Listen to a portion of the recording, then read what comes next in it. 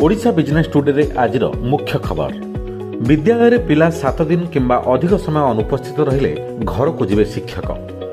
11 प्रस्ताव रे कैबिनेट मोहर। मृतकों नाँ राशन उठाइले 1.5 गुणा अर्थ आदाय। अंत्योदय अन्न योजना मापदंड संशोधित। राज्य में 6टी उठा जलसेचन प्रकल्प निर्माण हेब। खोर्धार हेब सेमिकंडक्टर आसेम्बली प्रकल्प। आसंता 27 रु ओजेई आवेदन, मे 11 रु 17 जाए परीक्षा एवं शेष में आज शिशिर सरस मेला प्रदर्शनी पड़िया खोल 340 स्टल। एवं विस्तृत संवाद। कौन छात्र व छात्री विद्यालय में 7 दिन किंबा अधिक समय अनुपस्थित रहिले शिक्षक माने घर को जीवे। एने डीओ और बीओ मानू स्कूल और गणशिक्षा विभाग चिठी। कहीं पिला अनुपस्थित अच्छा बुझे स्कूल कर्तृपक्ष। पाठपढ़ा छाड़ा रोकवा, छात्र सुरक्षा सुनिश्चित करने एवं तृणमूल स्तर में तदारख को सुदृढ़ करने यह निर्देशनामा उद्दिष्ट। मृत राशन कार्डधारी नाँ राशन सामग्री उठाइले एणिकी कड़ा कार्यानुष्ठान नियाजिबो।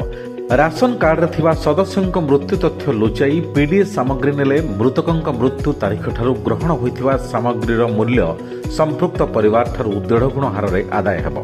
एथिपई साधारण बंटन व्यवस्था आदेश 2016 धारा 27 रे संशोधन करा जायछि एवं ओडिशा हाईकोर्ट को निर्देश क्रमे संशोधित आदेश प्रस्ताव को कैबिनेट मंजूरी मिलिछि।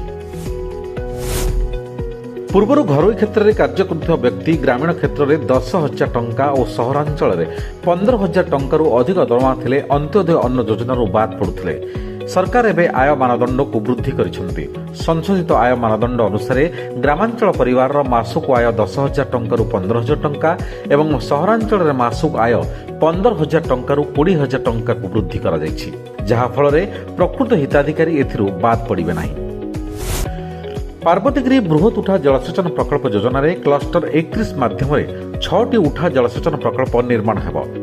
ऋषिकुल्या नदी, राम नदी, जीरा और ऋषिकुल्या नदी पाखु जल उत्तोलन कर चाप नियंत्रित जल जोगाण व्यवस्था द्वारा गंजाम जिलार 6,343 हेक्टर चाष जमी को जलसेचन कर प्रकल्पर निर्माण कार्य 190 कोटी टंकार टेंडर को आज कैबिनेट अनुमोदन मिली। प्रकल्पटी 36 मासरे शेष हेब और यह द्वारा गंजाम जिलार 85 ग्रामर कृषक माने उपकृत हेबे। जिंदल पॉलीफिल्म्स पक्षरु 12,000 कोटी टंका निवेश रे गंजाम रे 0.5 नियुत टन क्षमता विशिष्ट एक टाइटेनियम डाइऑक्साइड पिगमेंट कारखाना स्थापन करा जिवो। ऑटोमोबाइल क्षेत्र में एक प्रमुख कंपनी गंजाम रे 1,697 कोटी टंका निवेश रे टायर, कार्बन ब्लैक और जिंक ऑक्साइड कारखाना बसाइबो। सानकोड सेमी प्राइवेट लिमिटेड पक्षरु खोर्धारे 1,649.98 कोटी टंका निवेश रे एक आउटसोर्स सेमिकंडक्टर असेंबली और टेस्टिंग यूनिट स्थापन करा जिवो बोली उच्च स्तरीय मंजूरी कर्तृपक्षक 43तम बैठक रे अनुमोदन प्रदान करा जायछि। ओडिशा जुग्म प्रवेशिका परीक्षा 2026 पई आसंता 27 तारिख रु आवेदन आरंभ है। आगामी मार्च 26 तारिख जाए आवेदन चलिबो। मे 11 रु 17 जाए परीक्षा हेबो और मे 31 रे परीक्षा फल प्रकाश करने को लक्ष्य रखा जायछि। जून 25 रु 30 तारिख मध्य स्वतंत्र ओजेई परीक्षा करने को योजना करा जायछि। राजधानी रे आज जमिबो शिशिर सरस 2026 मेला। यह जनवरी 18 पर्यंत चलिबो। एही मेला रे 340 विक्रय स्टल सह देशर 20 राज्यर कारीगर और स्वयं सहायक गोष्ठी माने अंशग्रहण करिवे। विविध हस्तशिल्प, सांस्कृतिक संध्या और प्राय 30 कोटी टंकार व्यवसाय लक्ष्य सह एही मेगा मेला ग्रामीण अर्थनीति को सुदृढ़ करिवो।